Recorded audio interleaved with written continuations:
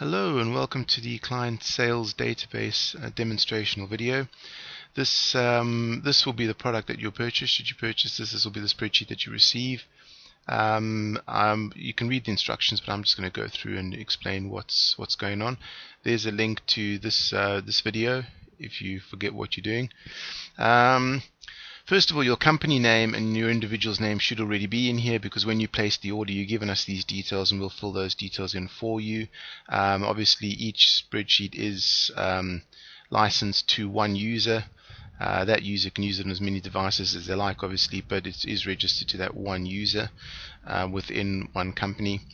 What you can fill in, though, are these categories. Now, these are products or services that you may offer your clients. I mean, I've just put in some names here. You could break this up into various types of categories of products or services that you provide.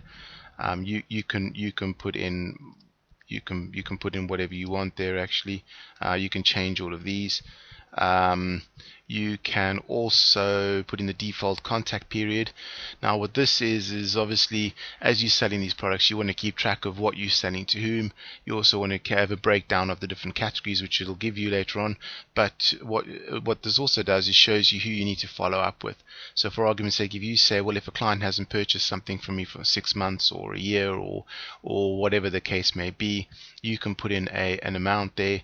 Also, you may sell products that expire after a certain period of time, so you can put that period down there in order to follow up with the client to make sure that they want to renew their product or whatever it might be. You can put in whatever. You can change this to 12 months or whatever it might be. You can change that. The only thing you can't do is you can't put in 1 month. It won't let you. You need to put in at least 2 months. In order to follow up with a person. So let's just put in a 6-month default for now, and we'll show you. So that's the setup sheet. Once you've done that, you can move on to the other one, which is the client database. Now, I've obviously filled some names in here already, but you can put in the company or individual name, the contact person, landline number, mobile number, email. As you put in the email address, it will become a hyperlink. And obviously some notes, so you can put in notes here regarding anything about that client as you wish. Maybe specific to that client, you can put in whatever you want in over there. That really doesn't matter to us. Now those different categories that you selected, each one of them is going to have an individual column. So essentially what you would do is you would put down the amount spent by the client in one of those categories. So you're mostly apportioning. So you're saying, for argument's sake, this client spent £120 on the ultimate package, this client spent 100 in the advanced and 100 on the super. You can put in multiple columns. So that's really just a breakdown of your finances spent, finances earned. As far as each client and which sales, you see the client will stay there as you scroll across. The client will stay there. That's all fine. So you can still see who it is that you're dealing with.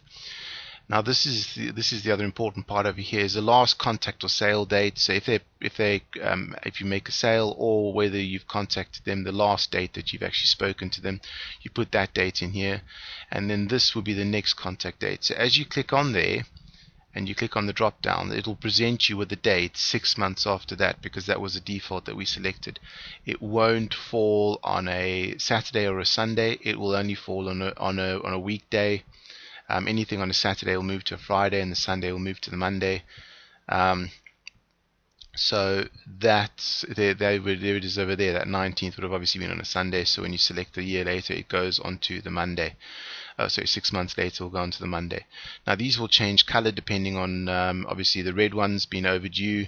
So if we have a look there, that one is an overdue amount. These ones over here are current, and these ones are future.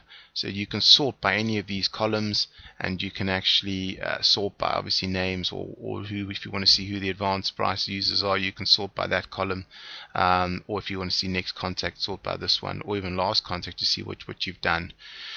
These are the total spent, so that's the total that each client spent, and the client ranking based on that value. So in other words, there would be your number one client. People don't normally take notice of this, but if you are interested to see who spent the most money, that will show you. And as you fill these in, so obviously if I were to go and see this client, that's from the 12th of April, that's now overdue, I would then come in here, and let's just say for argument's sake I saw them today, which is actually now the 12th of May as it stands. So if I put in there the 12th of May, then when I go back here and click there, that will be the next time I need to follow them up, and you see it changes color because now it's no longer it's no longer urgent. Alright, so as you fill this in, these two tabs here will automatically update. These are just statistics tabs that you can have a look at.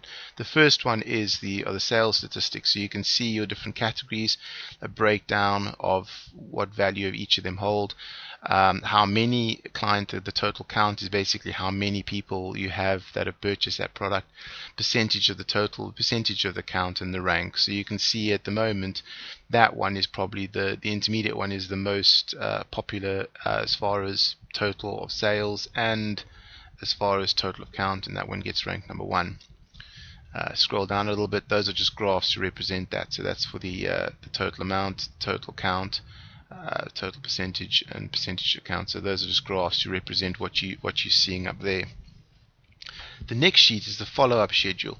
Now this is obviously important because this shows you how many you have which are overdue follow-ups, which are red on the other page. How many have you followed up this month already? How many do you still have to follow up this month? And how many have you got planned for next month's follow-up? So it just gives you a little bit of an outline as to where you are in the follow-up process and chasing up on the clients.